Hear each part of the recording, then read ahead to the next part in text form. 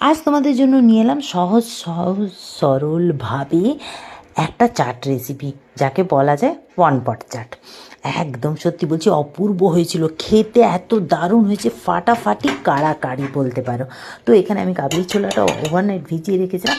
কাবলি ছোলা আর 3টে আলু নিয়েছি, ভালো করে ধুয়ে নিয়েছি, একটা টমেটো আর লঙ্কার গুঁড়ো, হলুদ গুঁড়ো, নুন, আর তারপরে তেঁতুলের জল। তেঁতুলের কাঠ দেবো না তা কী করে হয়, চাট বানাচ্ছি তাই না। ব্যাস, এটাকে ভালো করে একদম 3টে সিটি দিয়ে নিলাম।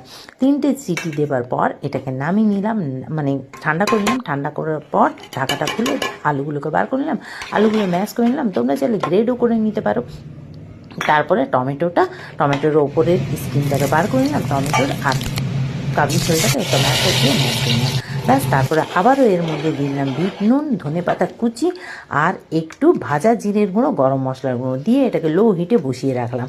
তারপরে একটা তড়কা রেডি করলাম। তড়কার মধ্যে দিয়েছিলাম জিরে, হিং, শুকনো লঙ্কা আর জুলিয়ান কাটে আদা। ব্যাস, আদাটা দিয়ে আর বেশি ফোড়নটা বেশি ভাজা যাবে না, দিয়ে সাথে সাথে একদম ওই চাটের মধ্যে দিয়ে দাও। ব্যাস, একটু ফুটিয়ে নামিয়ে নাও। তারপরে সার্ভ করো কাঁচা টমেটো, ধনে পাতা আর কাঁচা লঙ্কা কুচি, একটু লেবুর রস আর সেও ভাজা, ঝুরি ভাজা, 2 পিস পাউরুটি নিয়েছিলাম।